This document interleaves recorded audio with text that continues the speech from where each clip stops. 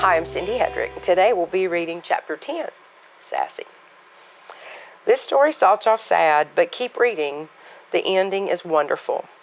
This is a story of a horse who had probably lost all hope in life and most certainly lost faith in humans.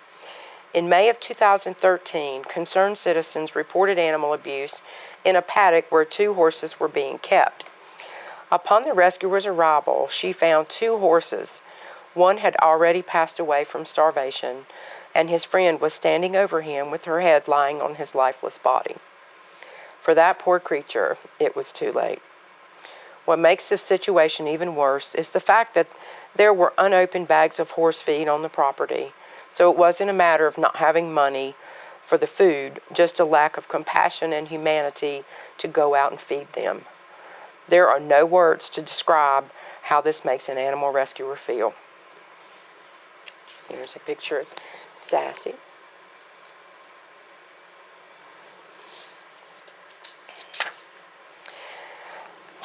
The surviving horse was later named Sassy.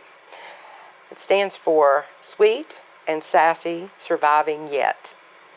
Against all odds, and with the spirit to overcome the abuse and neglect she had been forced to endure, Sassy was brought to SC Cares, and our vet was immediately called. It was so painful to see the frail skeleton of a horse being unloaded from the trailer. It took my breath away. It made me feel sick. What should be a magnificent creature had been left to die and had watched her paddock mate suffer to his death. Horses are very close to each other in their herds, families. So in addition to her own health being compromised, her heart was hurting for her lost friend. Once the vet arrived, she began to check everything with Sassy. She determined that Sassy was probably 6 or 7 years old. She also determined that Sassy had been without enough food to eat for over a year. Without having the food her body needed, her skeletal structure had already changed. Her front legs had grown too close together from being too skinny, making her front feet turn out, club-footed. Thankfully, it didn't affect her ability to move and run, but it did look a little strange. The vet also heard a heart murmur because Sassy was so thin. And to make matters even worse, Sassy had a tumor on her foot that was cancer. This cancerous tumor could have been avoided completely if she had been cared for. Sassy apparently injured her foot some time back, and the injury was left untreated, causing an infectious mass to grow, becoming cancerous. Our vet did the surgery on Sassy to remove this mass, and we cleaned and dressed it and medicated it for quite some time, and eventually it healed. And here's some pictures of when Sassy came in. Horses require a lot of work to keep them healthy and happy.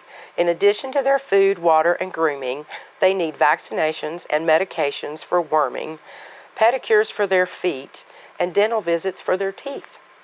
Just as our finger and toenails grow, so do the horse's hooves. And for them to walk properly and without pain, their hooves must be kept trim. This is a job of a farrier. Unlike humans, horses' teeth continue to grow through their lives and will grow into points if they're not cared for. An equine vet does this job. Under sedation, with the proper tools, the horse's teeth must be filed down to remain flat. This procedure is called floating the teeth. And if it's not done, the horses will not be able to chew and eat properly, and it could eventually cause its death. We were frequently asked about how wild horses survive without this type of care. My response was that wild horses are eating different foods, walking on different surfaces, and I imagine they may not have the lifespan that horses in captivity have. This is, of course, my best guess. Now on to the happy ending. Sassy grew stronger each day, eating and gaining the weight her body needed. Her heart murmur disappeared as she put on hundreds of pounds she needed. Her cancer mass healed. Her coat became shiny and beautiful, and she was now a healthy, happy horse. While living at SC Cares, Sassy met another horse who lived there. His name is Cupid. In just a few weeks, Cupid and Sassy became best friends. Where you saw one, the other was right there. Cupid would not leave Sassy's side the entire time. Let's look at these pictures. This is Sassy and her new friend Cupid.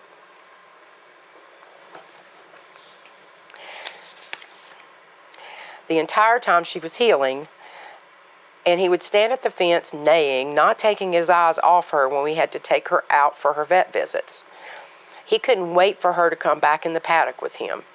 The two horses formed a friendship filled with love, and they had so much fun together. Sassy thankfully had the spirit and strength to live, and we are so grateful we were able to help her regain a healthy body and find a new best friend. This is what rescue's all about. And there are the two of them together.